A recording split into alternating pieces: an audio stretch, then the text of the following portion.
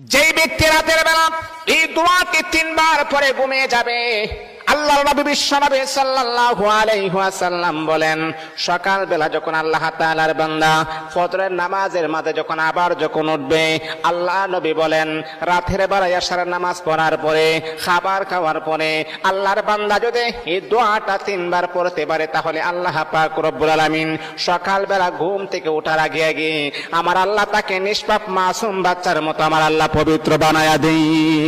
দোয়াটা সবাই আমরা জানি, আমরা সবাই কিন্তু দোয়াটা জানি, কিন্তু আমরা আমল করি না। দোয়াটা হলো আস্তাগফিরুল্লাহাল্লাযী লা ইলাহা ইল্লা হুয়াল হাইয়ুল কাইয়্যুম ওয়া আতুবু ইলাইহি লা হাওলা ওয়ালা কুওয়াতা ইল্লা বিল্লাহিল আলিয়্যিল আযীম। 3 বার যদি আপনি পড়তে পারি, ইনশাআল্লাহ আল্লাহ পাক রব্বুল আলামিন আমার আপনার জীবনের সমস্ত গুনাহগুলোকে আমার আল্লাহ ক্ষমা করে দিবেন।